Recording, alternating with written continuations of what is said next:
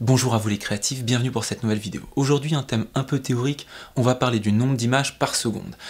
Alors j'ai eu beaucoup de mal à faire cette vidéo de façon concise, je l'ai tournée à peu près une dizaine de fois, ça durait entre 20 et 40 minutes, c'était très compliqué. Là je crois que j'ai réussi à tenir quelque chose en 7-8 minutes grand maximum.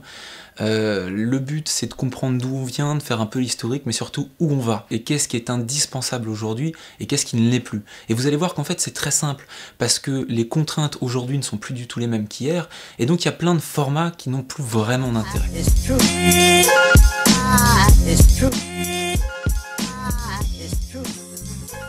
Pour faire très simple, historiquement, au cinéma, au muet, on tournait entre 14 et 20 images par seconde. Je dis entre 14 et 20 parce qu'on ne sait pas forcément. D'abord, ça dépend des périodes, ensuite ça dépend du cadreur, puisque c'était une manivelle, c'était manuel, en fonction de la vitesse à laquelle il allait, en fonction de la diffusion qu'on faisait, etc. Ça pouvait varier. On était à moins de 20 images par seconde, ce qui était suffisant pour recréer un mouvement qui pouvait paraître à peu près fluide. Puis est arrivé le cinéma parlant. En cinéma parlant, on a imprimé sur la pellicule les voix, donc la bande sonore. Or, à 20 images par seconde, ça n'est pas suffisamment rapide pour retransmettre toutes les fréquences correctement. Et donc on a accéléré de façon à reproduire fidèlement toutes les fréquences, mais pas trop non plus, parce que forcément, plus il y a d'images par seconde, plus la pellicule coûte cher, et donc le budget des films va exploser. Et on est arrivé à 24 images par seconde pour que la pellicule ne coûte pas trop cher et qu'on puisse retranscrire fidèlement toutes les voix. Ensuite est arrivé le problème de la diffusion en télé. Dès qu'on a voulu diffuser en télé, on a eu deux soucis. Le premier, c'est qu'on était incapable d'envoyer un nombre d'images par seconde régulièrement, on ne savait pas faire ça physiquement, et donc on s'est calé à quelque chose qui existait déjà. Il faut savoir qu'en France, on est en courant alternatif en 50 Hz. Pour résumer, ça veut dire qu'il y a 50 pulsations par seconde. Et donc on s'est dit 50, si on l'envoie une fois sur deux, c'est 25, 25 c'est pas très loin de 24, et ben on n'a qu'à tourner en 25 images par seconde. Dans tous les pays qui sont en 50 Hz, on tourne en 25 images par seconde. Dans tous les pays qui sont en 60 Hz, comme les États-Unis et le Japon, on tourne en 30 images par seconde. Et deuxième souci, c'est pour diffuser sur les télés cathodiques, on ne diffuse pas des images pleines, mais on les diffuse ligne par ligne. Et on s'est rendu compte que le temps qu'on arrive à la ligne du bas, la ligne du haut était déjà à moitié éteinte, et donc on avait une sorte de balayage qui était visible à l'œil nu. Et donc on a tramé les images, c'est-à-dire qu'on a fait des demi-images au lieu d'avoir des images pleines, qui étaient tramées entre elles, l'image 1 tramée avec l'image 2, et l'image 2 avec l'image 3, etc. Et c'est ce qu'on appelle l'entrelacé. 50 i, c'est donc 25 images divisées en demi-images, c'est donc 50 demi-images entrelacées. 50 i ou 60 i en fonction des pays. Maintenant, si on vient sur le web, on se rend compte qu'en fait, le choix est beaucoup plus limité. 50 i et 60 i, finalement, on s'en fiche, donc on va prendre les équivalents en progressif, qui sont 25p et 30p. Et donc les écrans plats d'aujourd'hui peuvent absolument tout diffuser, les écrans d'ordinateur, les plateformes internet peuvent diffuser ce que vous voulez, que ce soit du 25 ou du 30, il n'y a aucun souci. Aujourd'hui, on peut même diffuser du 50 et du 60 images par seconde. Et là, vous allez me poser la question, oui, mais quel est le plus réaliste? Quel est le plus joli? Alors déjà, c'est deux questions complètement distinctes, parce que le plus réaliste n'est pas forcément le plus joli, et le plus réaliste, c'est pas forcément ce qu'on a l'habitude de voir. On a l'habitude, l'œil est habitué à avoir du 24 images par seconde au cinéma. Donc si on essaie de reproduire quelque chose de réaliste, qui a un nombre d'images par seconde très élevé, eh ben on se trouve avec quelque chose qui n'est pas un aspect cinéma, et qui va nous paraître assez étrange. Donc si vous voulez classiquement l'aspect cinéma qu'on a depuis des années, tournez en 24 ou 25 images par seconde. Si vous voulez un aspect plus fluide, tournez à des fréquences plus élevées. Pour les générations assez classiques qui ont l'habitude du cinéma traditionnel, le 25 paraîtra plus sympathique. Pour les nouvelles générations, des gens avec qui je discute beaucoup, qui ont une vingtaine d'années grand maximum, ils sont habitués à avoir des fréquences d'images très élevées dans les jeux vidéo, et donc finalement ça les dérange beaucoup moins. Au cinéma, c'est quelque chose qui leur paraît plus naturel. Donc tout se fait, ne restez pas contraints parce qu'on vous impose, parce qu'on vous dit, ça arrive très souvent en fiction, on dit... Bruno, je veux du 24 images par seconde, c'est l'aspect cinéma, c'est l'aspect cinéma de quoi? Entre 24 et 25 images par seconde, si tu vois la différence entre les deux, c'est que ton film est raté. Je veux dire, si t'as une belle image, si t'as des beaux acteurs, si t'as des belles lumières, si t'as une dynamique dans ton scénario, etc., que tu sois à 24 ou à 25, finalement, tout le monde s'en fout.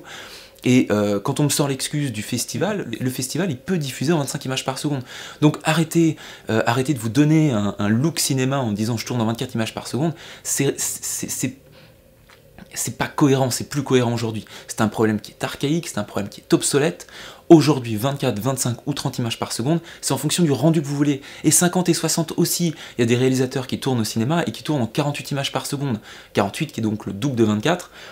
Ce qui veut dire que nous, à 25, on tournerait plutôt à 50. Mais on pourrait tourner à 50 images par seconde et le diffuser en cinéma, ça serait très joli. On pourrait le diffuser en 60 images par seconde, ça serait très joli aussi. C'est juste pas du tout le même rendu. Plus vous allez avoir un nombre d'images par seconde élevé, et plus ça va être fluide. Fluide ne veut pas dire moche, fluide ne veut pas dire irréaliste, fluide veut dire fluide. C'est-à-dire que tous vos soucis qui sont créés par le 24 ou 25 images par seconde, notamment l'effet du panneau, quand on fait un panoramique, un mouvement latéral de gauche à droite comme ça sur votre trépied, vous allez vous rendre compte que ça a tendance à saccader très légèrement.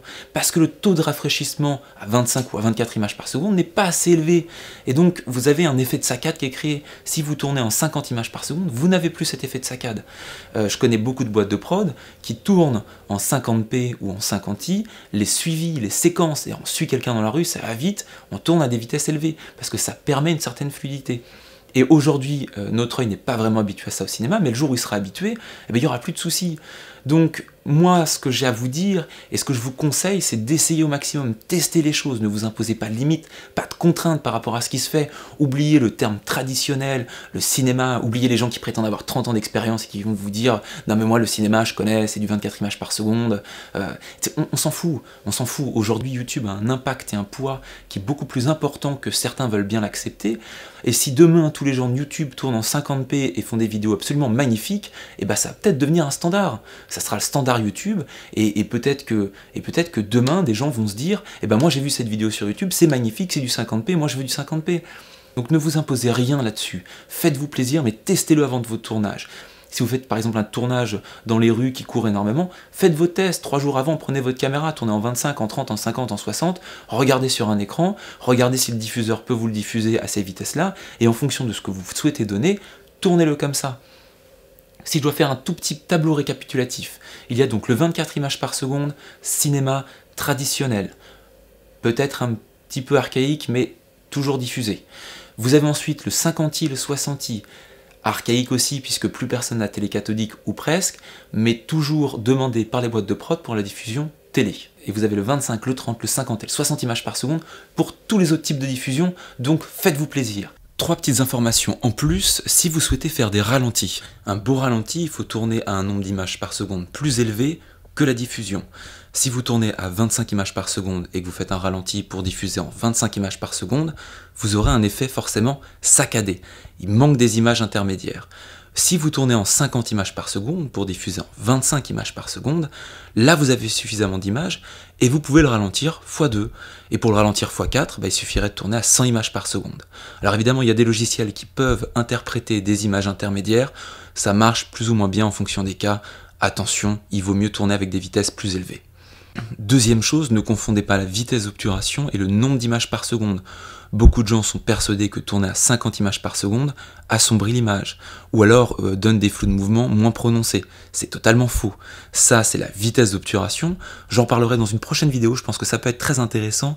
D'abord parce que c'est ce qui donne ce look un peu cinéma, et pas le nombre d'images par seconde, c'est bien la vitesse d'obturation, et puis ça permet certains effets plutôt sympathiques. Troisième information, si vous souhaitez pouvoir diffuser plus tard en télévision, sait-on jamais, à garder cette possibilité de côté, il vaut mieux en France rester sur un multiple de 25, 25, 50 ou 100, pour pouvoir ensuite le transformer facilement en 50i, et pouvoir le proposer aux chaînes de télévision. À vous de voir si vous souhaitez garder cette possibilité-là, ou pas. Voilà, j'espère que cette vidéo vous a plu, c'était la petite vidéo théorique mélangée au petit coup de gueule. J'espère que vous avez absolument tout compris, que c'était suffisamment clair, que ça n'était pas trop long. N'hésitez pas à me dire dans les commentaires si ce type de vidéo vous plaît. On pourrait parler de la vitesse d'obturation qui est extrêmement intéressante aussi, la balance des blancs. On peut essayer de faire des petites vidéos théoriques comme ça assez régulièrement. Dites-moi si ça vous convient, si le format vous plaît ou pas. Je vous souhaite plein de belles choses et je vous dis à la semaine prochaine.